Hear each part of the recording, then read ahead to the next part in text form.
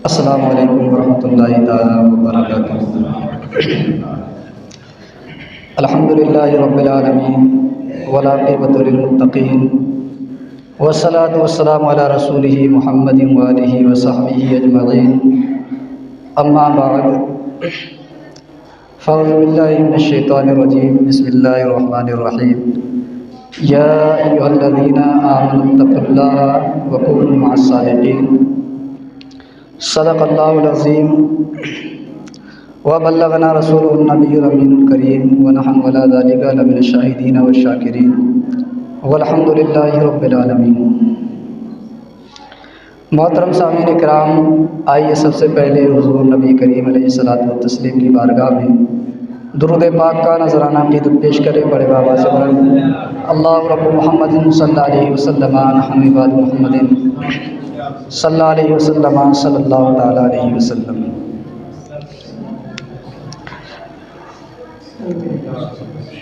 آج جمعۃ المبارک کا دن ہے۔ جمعے کے دن کی بڑی فضیلت ہے۔ ہفتے کی عید اسے کہا جاتا ہے، اور اس دن کے فضائل بے شمار ہیں، اور سب سے بہتر یہ ہے کہ جمعے کے دن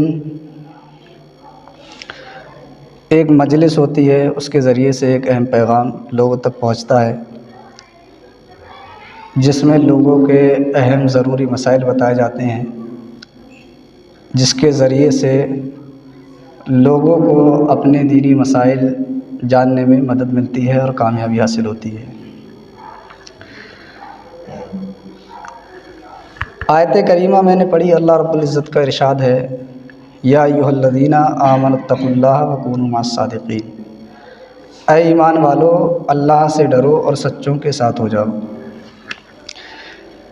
ایک آیت کریمہ میں اللہ رب العزت نے اور ارشاد فرمایا، یا ایھا الذین آمنوا اتقوا اللہ حق تقاتہ ولا تموتن الا وانتم مسلمون، اے ایمان والو اللہ سے ڈرو جیسا کہ اس سے ڈرنے کا حق ہے، اور ہرگز نہ مرنا مگر مسلمان ہو کر۔ یعنی اللہ سے ڈرو جیسا اس سے ڈرنے کا حق ہے، اور اتنا ڈرو ہر وقت تمہارے ذہن میں خوف خدا رہے، یہاں تک کہ جب تم دنیا سے جاؤ تو حالت ایمان پر جاؤ، اور ایمان کے ساتھ تمہاری رخصتی ہو۔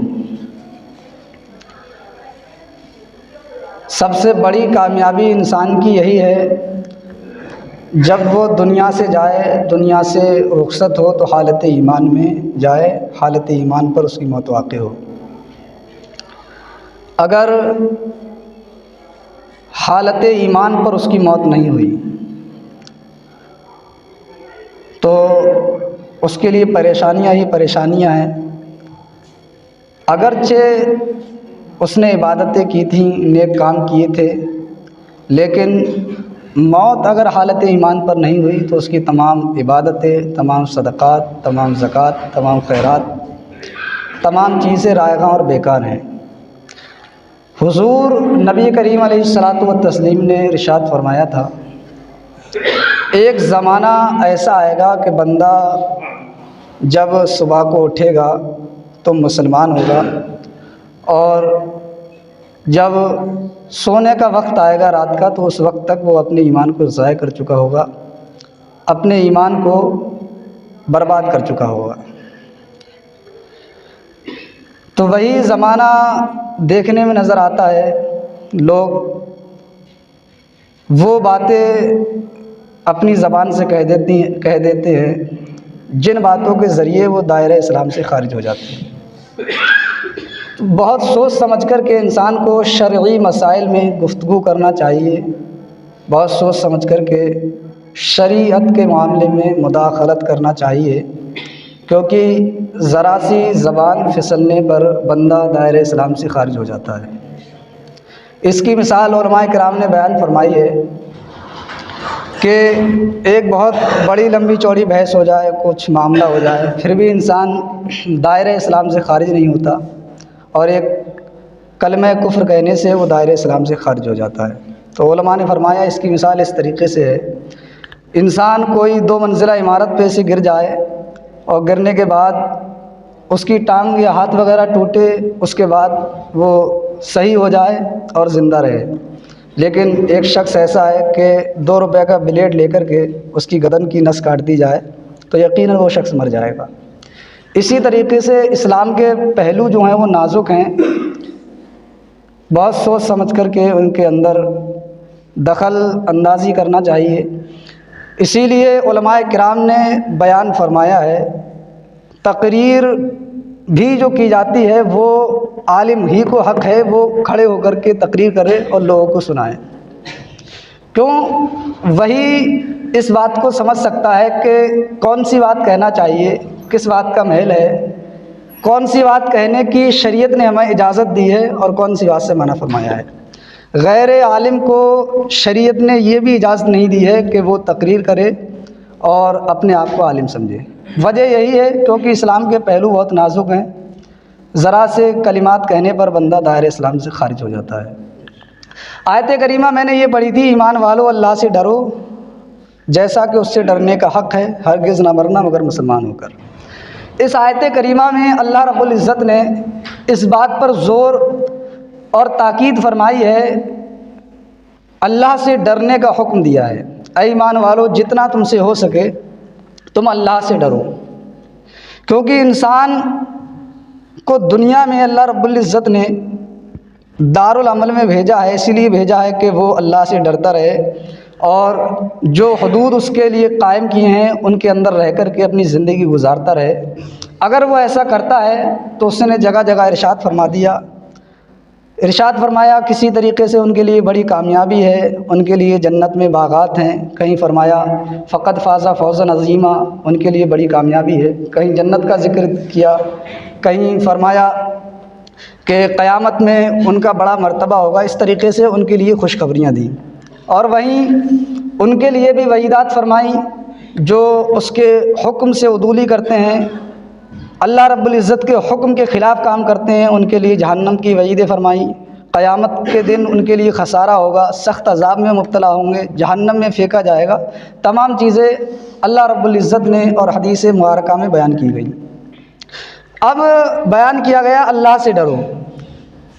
اللہ سے جب بندہ ڈرنے لگے گا، خوف خدا اس کے دل میں پیدا ہو جائے گا تو یقیناً وہ ایسے کام نہیں کرے گا جن کے وجہ سے، جن کے سبب قیامت میں اس کی گرفت ہو، جن کے سبب قیامت میں وہ جکڑا جائے۔ صحابہ کرام کی زندگیوں کو ہم دیکھ لیں، جب انہوں نے خوف خدا کو اپنے دل میں پیدا کر لیا، خوف خدا ان کے دل کے اندر آ گیا تو ان کی زندگی کا حال یہ تھا کہ انہیں اپنی زندگی کا خیال بعد میں آتا تھا، پہلے دین مصطفیٰ کا خیال آیا کرتا تھا۔ ان کا ہر قدم یہ سوچ کر کے آگے بڑھایا کرتے تھے کہ اس میں کہیں شریعت کی مخالفت نہ ہو جائے، کہیں قول رسول فعل رسول کی مخالفت نہ ہو جائے، کہیں کلام اللہ کے برخلاف ہمارا قدم یہ نہ چلا جائے۔ اور ایک حدیث پاک میں بھی ہے، اللہ رب العزت نے حدیث پاک میں حضور نے ارشاد فرمایا، جب بندہ اللہ سے ڈرنے لگتا ہے، خوف خدا اپنے دل میں پیدا کر لیتا ہے تو حضور نے فرمایا اس کے گناہ اس کے جسم سے اس طریقے سے جھڑ جاتے ہیں جیسا کہ ساون کے دنوں میں آپ دیکھتے ہیں درخت کے اوپر سے اس کے پتے جھڑ جاتے ہیں۔ موسم شاید دوسرا ہو، مجھے جانکاری نہیں ہے، ایک موسم آتا ہے جس میں درخت کے تمام پتے جھڑ جاتے ہیں۔ اس طریقے سے حضور نے فرمایا اس طریقے سے بندہ جب خوف خدا سے کانپتا ہے، ڈرتا ہے تو اس کے گناہ ایسے جھڑ جاتے ہیں جس طریقے سے اس موسم میں درخت کے اوپر ایک پتا نہیں رہا کرتا ہے۔ حضور نبی کریم علیہ الصلوۃ والتسلیم ایک جگہ سے گزر رہے تھے، راستے سے گزر رہے تھے، آپ نے دیکھا کہ کچھ لوگ ہنسی مذاق کر رہے ہیں، ٹھٹا مار کر کے ہنس رہے ہیں اور اپنی باتیں کر رہے ہیں۔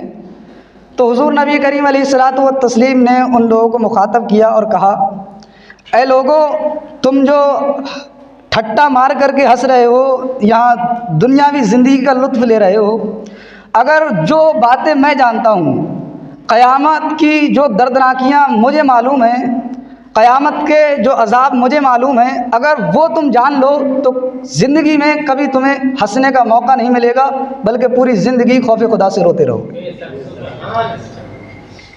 حضور نے فرمایا پوری زندگی جو ہے تم خوف خدا سے روتے رہو گے، اور تمہاری زندگی خوف خدا سے رونے میں نکل جائے گی۔ پھر حضور نے انہیں تاکید کی اور ارشاد فرمایا کہ موت کو یاد کیا کرو۔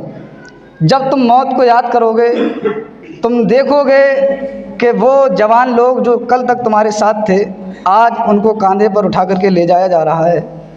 موت کو کثرت سے یاد کرو گے تو تمہارے دل نرم ہو جائیں گے اور خود بخود اللہ رب العزت کی یاد میں جھک جائیں گے، اور اللہ رب العزت کی عبادت کی طرف تم گامزن ہو جاؤ گے۔ تو سب سے ضروری یہ ہے بندہ جب اللہ رب العزت کے خوف سے نڈر ہو جاتا ہے تبھی وہ گناہوں کے دلدل میں پھنستا ہوا نظر آتا ہے اور اپنے قدموں کو گناہوں کے دلدل میں پھنساتا ہوا نظر آتا ہے۔ لیکن قیامت کا دن بڑا سخت اس کا منظر ہوگا۔ اس دن کسی کو نہیں بخشا جائے گا، یہاں تک کہ جو لوگ دنیا میں رہ کر کے ظاہر اپنا اچھا رکھا کرتے تھے، عوام میں اپنے آپ کو اچھا منوایا کرتے تھے اور اکیلے میں گناہ کیا کرتے تھے، ان کو بھی بارگاہ رب العزت میں اپنا حساب دینا ہوگا اور اللہ رب العزت ان کی گرفت فرمائے گا۔ حدیث پاک میں ہے، حضور نبی کریم علیہ الصلاۃ والتسلیم نے ارشاد فرمایا، حضرت ابو ہریرہ سے یہ حدیث پاک مروی ہے، صحابہ کرام سے فرمایا تم لوگ جانتے ہو کہ یتیم کون ہے؟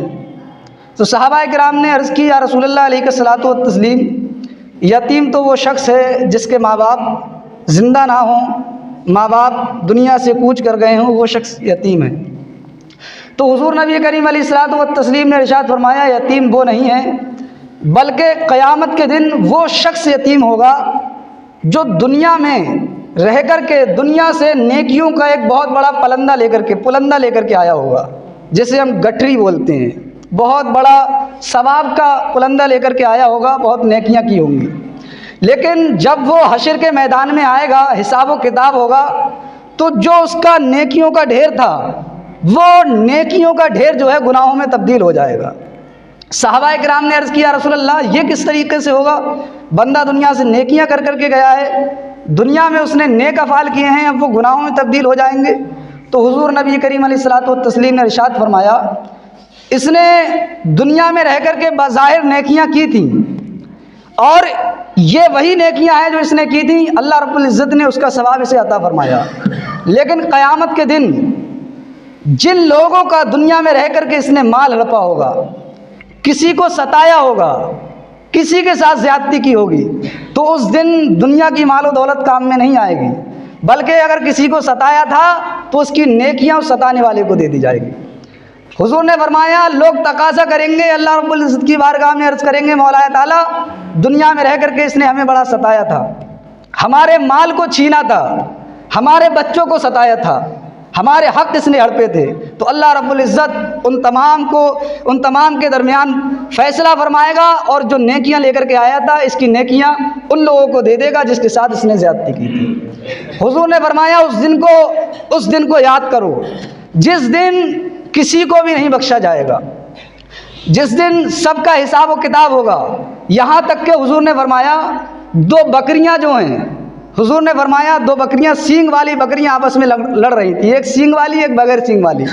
حضور نے صحابہ کرام سے عرض کیا اے صحابہ تم جانتے ہو یہ بکریاں کیوں لڑ رہی ہیں؟ تو صحابہ کرام نے عرض کیا یا رسول اللہ علیہ الصلوۃ والتسلیم ہمیں تو معلوم نہیں ہے یہ بکریاں کیوں لڑ رہی ہیں۔ تو حضور نے فرمایا یہ بکریاں لڑ رہی ہیں، ان میں ایک سینگ والی بکری ہے ایک بغیر سینگ والی بکری ہے، یہ سینگ والی جو بکری ہے بغیر سینگ والی کو مار رہی ہے، قیامت کے دن اس کا حساب بھی بغیر سینگ والی بکری کو دلایا جائے گا۔ آیت کریمہ اللہ رب العزت نے قرآن مقدس میں نازل فرمائی وَمَا مِن دَابَّةٍ فِي الْأَرْضِ وَلَا طَائِرٍ يَطِيرُ بِجَنَاحِهِ إِلَّا أُمَمٌ أَمْثَالُكُمْ، کوئی بھی چوپاہا یا پرندہ ایسا نہیں ہے مگر ایسے کہ وہ بھی تمہاری طرح ایک امت ہیں۔ اس آیت کریمہ کی تفسیر میں علماء کرام نے بیان فرمایا قیامت کا دن ایسا ہوگا، ایسا دن ہوگا کہ جو چوپاہے ایک سینگ والی بکری نے غیر سینگ والی بکری کو مارا ہوگا تو اللہ رب العزت اس بکری کو بھی انصاف دلائے گا، اور انصاف دلانے کے بعد جانوروں کا یہ معاملہ ہوگا کہ انہیں مٹی کا ڈھیر کر دیا جائے گا، اس کے بعد جنت و دوزخ سے ان کا تعلق نہیں ہوگا۔ لیکن وہیں پر کفار ہوں گے جن کے لیے ابدی عذاب کی خوشخبری ان کے لیے بدبختی سنا دی جائے گی، تو وہ قیامت کے دن کہیں گے یا لیتنی کنت ترابا، یہ ہمیشہ کے لیے جہنم میں جلنے سے بہتر تو ہمارے لیے یہ تھا مولا تعالیٰ ہمیں جانوروں کی طرح مٹی کا ڈھیر کر دیتا، دنیا میں ہمیں جانور بنا کر کے بھیج دیتا۔ لیکن اس دن ان کے لیے کوئی سنوائی نہیں ہوگی، کوئی ان کے سننے والا نہیں ہوگا، اور ہمیشہ کے عذاب میں ان کو ڈھکیل دیا جائے گا، اور ہمیشہ کے عذاب میں وہ ہمیشہ رہیں گے۔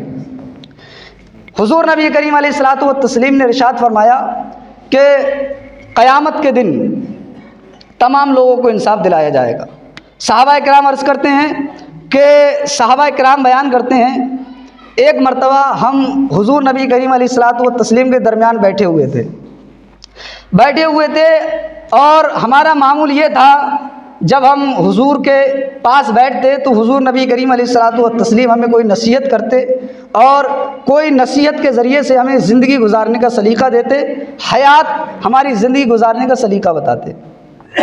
حضور نبی کریم علیہ الصلوۃ والتسلیم نے صحابہ کرام سے کہا ہے صحابہ یہ بتاؤ آج تم لوگوں نے کوئی خواب دیکھا؟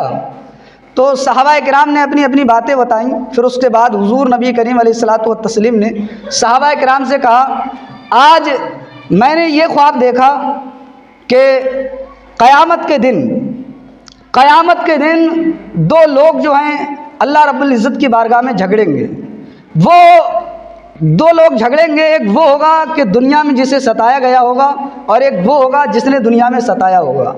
تو اللہ رب العزت کی بارگاہ میں وہ شخص عرض کرے گا مولا تعالیٰ مجھے اس سے انصاف دلایا جائے، دنیا میں رہ کر کے اس نے میرے ساتھ زیادتی کی تھی، دنیا میں رہ کر کے اس نے میرا مال ہڑپا تھا۔ تو حضور نبی کریم علیہ الصلوۃ والتسلیم ارشاد فرماتے ہیں اللہ رب العزت اس شخص سے کہے گا اے شخص تو نے جس کا مال ہڑپا تھا لہٰذا تو اس کا حق واپس کر۔ تو وہ شخص کہے گا مولا تعالیٰ میرے پاس جو نیکیاں تھیں میری تمام نیکیاں تو اسی بات میں چلی گئیں، دوسروں کے حقوق ادا کرنے میں، اب تو میرے پاس نیکیاں بھی نہیں ہیں کہ میں اس کا حق کیسے ادا کروں۔ تو دوسرا شخص کہے گا مولا تعالیٰ میرے جو گناہ ہیں وہ اس کے اوپر ڈال دیے جائیں۔ تو حضور نے فرمایا وہ دن اتنا سخت ہوگا کہ لوگ یہ خواہش کریں گے کہ ہمارے گناہ دوسروں کے اوپر ڈال دیے جائے، اور اللہ رب العزت انصاف فرمائے گا۔ پہلی بات تو اس کی نیکیاں دی جائیں گی، جس نے مال ہڑپا تھا اگر اس کی نیکیاں بھی ختم ہو گئیں تو مظلوم اور جو ستایا گیا ہے اس کی برائیاں اس کے گناہوں کا پلندہ ستانے والے کے اوپر ڈالا جائے گا۔ اللہ رب العزت حضور نبی کریم علیہ الصلوۃ والتسلیم نے یہ واقعہ سنایا اور آپ کی آنکھوں سے آنسو نکلنے لگے اور کہنے لگے وہ معاملہ بڑا سخت ہوگا، لوگ بہت پریشان ہوں گے۔ اسی وقت اللہ رب العزت اس شخص سے کہے گا جسے ستایا گیا تھا وہ دیکھو ادھر کیا دیکھ رہے ہو؟ وہ شخص دیکھے گا کہے گا مولا تعالیٰ ادھر تو جنت کے بڑے بڑے محلات ہیں، ان میں بہت رنگائیاں ہیں، بہت خوشیاں ہیں۔ تو اللہ رب العزت سے وہ شخص کہے گا مولا تعالیٰ یہ بڑے بڑے محلات یہ نعمتیں کس کے لیے ہیں؟ تو اللہ رب العزت ارشاد فرمائے گا یہ محلات جنت کی خوشیاں جنت کی خوشبوئیں اس شخص کے لیے ہیں جو ان کی قیمت ادا کر دے گا۔ تو وہ شخص کہے گا مولا تعالیٰ ان چیزوں کی قیمت کیا ہے، جنت کی قیمت کیا ہے؟ تو اللہ رب العزت ارشاد فرمائے گا اس کی قیمت یہ ہے کہ تیرا بھائی جو ہے جس نے تجھے ستایا تھا تو اسے معاف کر دے، یہی اس کی قیمت ہے۔ اللہ رب العزت ارشاد فرمائے گا تو اسے معاف کر دے، اس کے صدقے میں تیرے معاف کرنے کے صدقے میں تو بھی جنت میں چلا جا اور اپنے بھائی کو بھی جنت میں لے جا۔ حضور نے فرمایا وہ شخص اسے معاف کر دے گا اور خود جنت میں جائے گا، اپنے ساتھ اسے بھی جنت میں لے جائے گا۔ سب سے بڑا گناہ جو ہوگا قیامت کے دن، سب سے بڑی گرفت ان لوگوں کے اوپر ہوگی جنہوں نے حقوق اللہ حقوق العباد میں غلطیاں کی ہوں گی، حقوق العباد کو ادا نہیں کیا ہوگا۔ حقوق اللہ جو ہیں روزہ نماز حج زکوٰۃ ان کا تعلق ڈائریکٹ اللہ رب العزت کی ذات سے ہے۔ اللہ رب العزت بڑا رحمان ہے رحیم ہے، چاہے گا تو اپنے فضل سے بخش دے گا، لیکن جس نے حقوق العباد میں खामियां की होंगी, गलतियां की होंगी, लोगों को सताया होगा, लोगों के माल को हड़पा होगा, पड़ोसियों के हुकूक को अदा नहीं किया होगा, रिश्तेदारों को सताया होगा, उनकी सबसे ज़्यादा पकड़ होगी, उनकी सबसे ज़्यादा गिरफ्त होगी। तो हुजूर ने फरमाया उसके लिए भी क़यामत के दिन बहुत बड़ा अजर होगा जो अपने मुसलमान भाई को माफ़ कर दे और दुनिया में उसके ख़िलाफ़ कोई बुग़्ज़ और अदावत ना रखे। तो आज की तकरीर का, आज के बयान का यही खुलासा है। सबसे पहली बात, सबसे सख्त मसला यही है कि लोगों के हुकूक को अदा करो। किसी के पैसे लिए है तो उन्हें वापस किया जाए, किसी से वादा किया है उसे पूरा किया जाए। पड़ोसी के हुकूक का भी क़यामत के दिन सवाल होगा। उन लोगों से भी सवाल होगा जो दुनिया में रह करके अपने पड़ोसियों के हुकूक को अदा नहीं करते थे। अल्लाह रब्बुल इज़्ज़त उनसे कहेगा, ऐ बंदे, दुनिया में रह कर के मैं भूखा था, मैं प्यासा रहा, तूने मुझे खाना नहीं खिलाया, पानी नहीं दिया। तो वो बंदा कहेगा, मौला ताला तू तो बेनियाज़ है, तुझे कैसे पानी दिया जाता, कैसे खाना खिलाया जाता। अल्लाह रब्बुल इज़्ज़त इरशाद फरमाएगा, अगर तूने दुनिया में मुझे पानी पिलाया होता, दुनिया में मुझे खाना दिया होता, तो आज क़यामत के दिन उसके बदले मैं तुझे जन्नत में मकाम अता करता। तो बंदा कहेगा, मौला ताला तू तो बेनियाज़ है। तो वो कहेगा, मैंने नबी को तुम्हारी रहनुमाई के लिए भेजा था, उलमा को तुम्हारी रहनुमाई के लिए भेजा था, क्या उन्होंने तुम्हें नहीं बताया था पड़ोसियों के हुकूक होते हैं? अगर यकीनन दुनिया में रह कर के तेरा पड़ोसी जो भूखा रहा था, तेरा पड़ोसी प्यासा रहा था, उसके घर में चूल्हा नहीं जलाता, तू उसका पेट भरवाता, उसे खाने के लिए देता, तो ऐसा समझ गोया कि तूने मुझे खिलाया और उसके बदले क़यामत के दिन मैं तुझे जन्नत में मकाम देता। तो यही गुफ्तगू का खुलासा है कि अल्लाह रब्बुल इज़्ज़त का खौफ अपने दिल में पैदा करो। और बुराइयां जो आजकल हमारे दरमियान होती हैं वो भी यही वजह है। थोड़े से लालच के चक्कर में हम अपने भाइयों से जो है बुराइयां ले लेते हैं, रिश्तेदारी में बुराइयां पैदा कर लेते हैं और समझते ये है कि हम चालाक हैं। ये बात हमेशा याद रखी जाए, वो शख्स सबसे बड़ा बेवकूफ़ है जिसके ऊपर भरोसा किया जाए, विश्वास किया जाए, उसके बाद वो धोखा दे दे और वो ये समझता है कि मैं चालाक हूँ, इसे मैंने बेवकूफ़ बना दिया। उसकी सख्त पकड़ होगी। उसने बेवकूफ़ नहीं बल्कि वो खुद बेवकूफ़ है। एक भाई ने उसके ऊपर भरोसा किया था, उसके ऊपर भरोसा करके उसकी मदद की थी, लेकिन वो ये समझता है कि मैंने इसे पागल बना दिया, मैं अक्लमंद हूँ। वो अक्लमंद नहीं बल्कि अक्लबंद है और क़यामत के दिन अल्लाह रब्बुल इज़्ज़त उसकी सख्त गिरफ्त फरमाएगा, सख्त पकड़ फरमाएगा। अल्लाह रब्बुल इज़्ज़त की बारगाह में दुआ है कि हम सबको शरीयत मुतहरा पे अमल करने की तौफ़ीक़ अता फ़रमाए, नमाज़ पंजगाना पढ़ने की तौफ़ीक़ अता फ़रमाए। अस्सलामु अलैकुम व रहमतुल्लाहि व बरकातुहू। अस्सलामु अलैकुम।